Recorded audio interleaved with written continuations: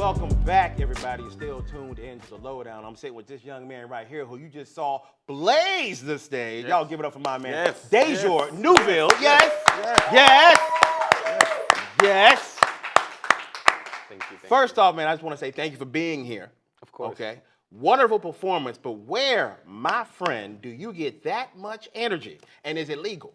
I would say it is definitely legal. I like to work out and like kind of skate. I do a lot of kind of active things, so I think that definitely helps bring up my energy for when I perform as well. Yeah, you don't leave anything on this to imagination, man. You really just leave it all out on the stage, man. I really feel like when you go out to perform, it should be the song, the same energy that's in the song. I want to give that to the audience. Got you. Now, how do audiences receive you when you perform like that? They must get wild. They get pretty crazy. Normally, I jump off of things. I didn't jump off anything today, but I kind of kept it. Thank you, because our insurance ain't that good. Yeah, so. But I still kind of gave that same. You amount did. Of energy, you gave a lot of energy. I believe that no matter how big the audience is, you gotta perform like in a stadium. Yeah.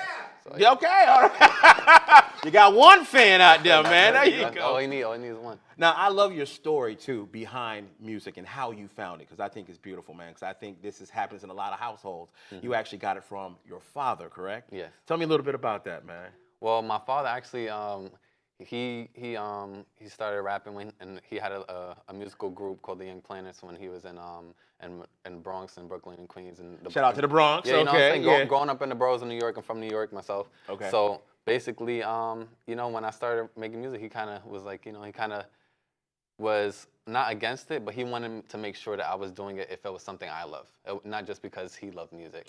I understand that. So when I kind of went off on my own first, and like my first performance, I kind of went out away from like my town because I wanted to be somewhere where no one knew me, Okay. And when I started doing things on my own, he started really taking an interest. Like, okay, wow, he actually loves music on his own, and then then our relationship built it from there. There you go, man. You got to bond with your dad over something you both love, which is amazing. Now, did he actually would he perform with you sometimes?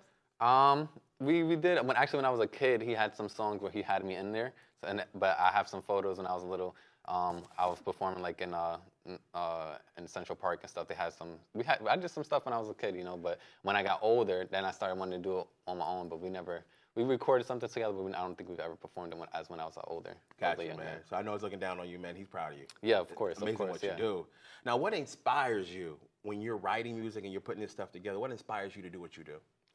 What inspires me is really like what is the next thing that I can do musically and creatively? Because sometimes I feel like I'm writing a song and I feel like, okay, is this just the sound that I'm in now? Okay. And what's next? Because every time I make a new song or I'm writing something or I write in a different creative way, I'm like, whoa, I didn't know like my voice could go that octave. I didn't know I could make this type of sound. And I'm like, all right, now let's push the boundaries and see what the next song will be. What's the next energy we're trying to put out there? I like that. Now, do you pride yourself on being original and doing things that are a little bit different?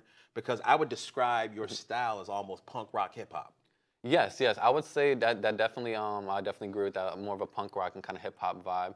Because I have a base in hip hop, but I still love like the rock and a lot of different type of genres, and I try to kind of bring that high energy. And if I could put it in one song, I will. So whether it be a love song, even if it's a love song that might be about heartbreak, I might give you that energy that makes you feel good. You know what I'm saying? There you go. Yeah, we've all gone through it. Everybody can identify with, exactly. getting their heart broken and whatnot. Exactly, you know what I'm saying? But you can relate to this vibe I to just try to give them more of a positive energy whether I'm going about it in a different way. Nice. Now, do you remember, because you talked about the fact that you were little when you first started, do you remember your first time on stage?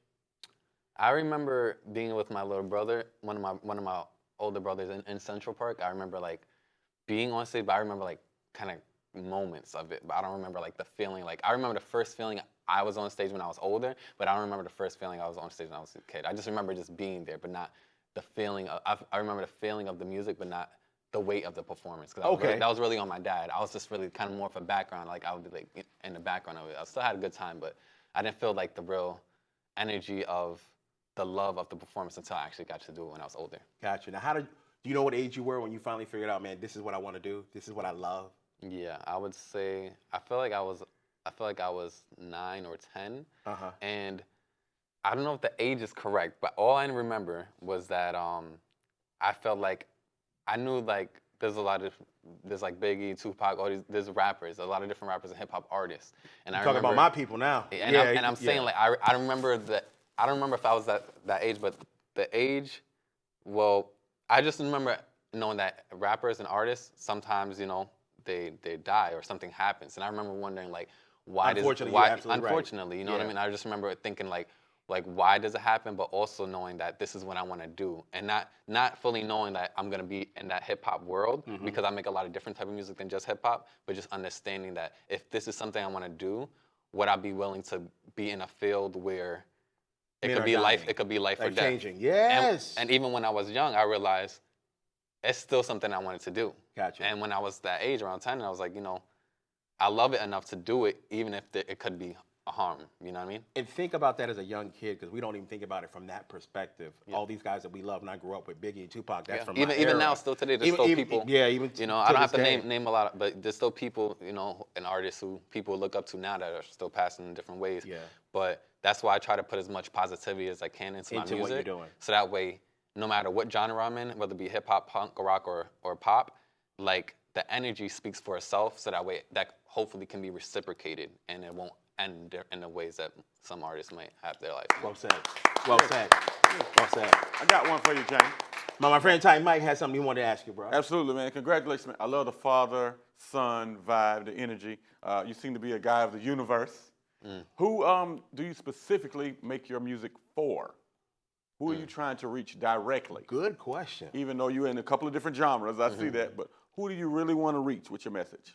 I definitely strive to reach people who might feel like they're outsiders, because even though I go on stage and I perform and I'm in more of a place where people can see me, there are times where I feel like I'm like by myself or like inside myself, and that's when I go to music. But some people don't have music and they don't have an outlet, so sometimes I like to give that energy out so that way someone who's listening who might not feel like either that might be normal or they might just feel like they're just kind of like on the edge. I want them to feel like, okay, my music could kind of bring them into a realm where they could listen to different genres but still feel like I'm giving them an energy that they might be needing.